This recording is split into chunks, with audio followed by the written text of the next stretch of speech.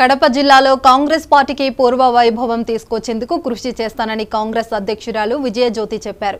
తిరుమలలో హిందూ సంప్రదాయం ప్రకారం ఎంతో భక్తితో తెచ్చుకునే లడ్డులో కల్తీ చేయడం దుర్మార్గ చర్య అని, కల్తీకి కారణమైన వారిని శిక్షించాలని విజయజ్యోతి డిమాండ్ చేశారు.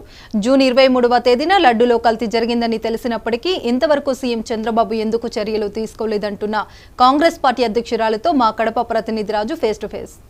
రాష్ట్రంలో మొట్టమొదటిగా ఒక మహిళా నాయకురాలకు కడప జిల్లా అధ్యక్షురాలుగా కాంగ్రెస్ పార్టీ పట్టం కట్టింది అని చెప్పవచ్చు. ప్రస్తుతం కడప జిల్లా పార్టీ అధ్యక్షురాలు విజయజ్యోతి మనతో ఉన్నారు. కడప జిల్లాలో పార్టీని ఏ విధంగా బలోపేతం చేస్తారనేటువంటి విషయాన్ని ఆమెతో మాట్లాడే ప్రయత్నం చేద్దాం. మేడం చెప్పండి, కడప జిల్లా ఒక నాయకురాలుగా మీకు ఇవ్వడం జరిగింది. ప్రధానంగా కాంగ్రెస్ పార్టీ కడప జిల్లాలో కొంత బలహీనంగా ఉన్నదని కూడా ఉంది. ఇలాంటి నేపథ్యంలో కాంగ్రెస్ పార్టీని ఏ విధంగా బలోపేతం చేస్తారు మీరు? ఒక కాంగ్రెస్ పార్టీ పైన ప్రాంతీయ పార్టీలు చేసిన అసత్య ప్రచారం వల్ల ఈ కాంగ్రెస్ పార్టీ బలహీనపడిందని నేను చెప్తాను. ఎందుకంటే గతంలో విభజన గురించి అందరి యొక్క ఆమోదంతోనే విభజన చేయడం జరిగింది. కొందరు స్వార్థపరుల వాళ్ళ యొక్క స్వలాభం కోసము కొన్ని కరెక్ట్ అయిన విషయాలు అధిష్టానం దృష్టికి తీసుకుపోక ఆ విభజన జరిగిన తర్వాత అయినా కూడా దానిని వాళ్ళు ప్రాంతీయ పార్టీ వాళ్ళు వాళ్ళ యొక్క సొంత లాభం కోసము ఏదో ఒక రకంగా దుష్ప్రచారం చేయడం వల్ల ప్రజల్లో ఒక రకమైన ఇది ఏర్పడింది.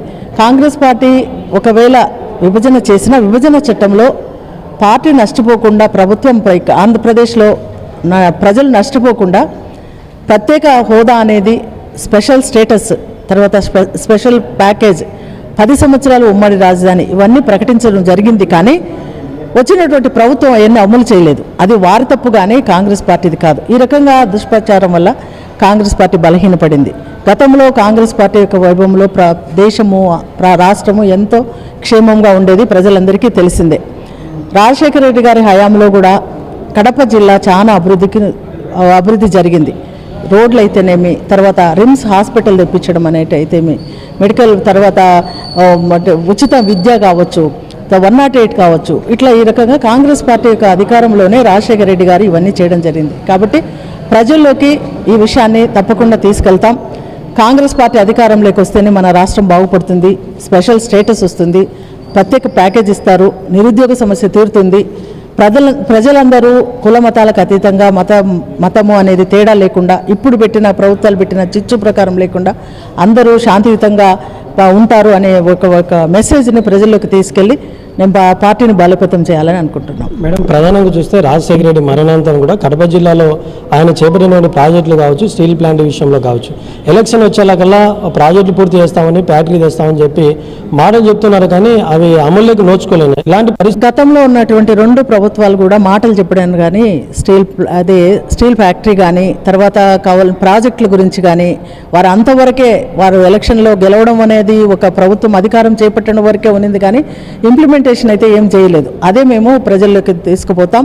కాంగ్రెస్ పార్టీ అధికారంలోకి వస్తూనే తప్పకుండా స్టీల్ ఫ్యాక్టరీ ఏర్పాటు చేయడం, తర్వాత పెండింగ్ ఉన్న ప్రాజెక్టులన్నీ కంప్లీట్ చేయడం, వ్యవసాయానికి రైతులకు ఉపయోగకరంగా ఉండేటట్టు ఇవన్నీ మేము చేస్తామని ప్రజల్లోకి అదే తీసుకెళ్ళడం జరుగుతుంది. మేడం, దేశవ్యాప్తంగా తిరుమల దేవస్థానం సంబంధించి లడ్డు విషయంలో కల్తీ జరిగిందని చెప్పి టీడీపీ వాళ్ళు ఆరోపిస్తున్నారు. మేము కల్తీ జరగలేదని వైసీపీ కూడా చెప్తుంది. దీన్ని మీరు ఏ విధంగా ఖండిస్తారు? ఇది రాజకీయం చేస్తూ ఉన్నారండి.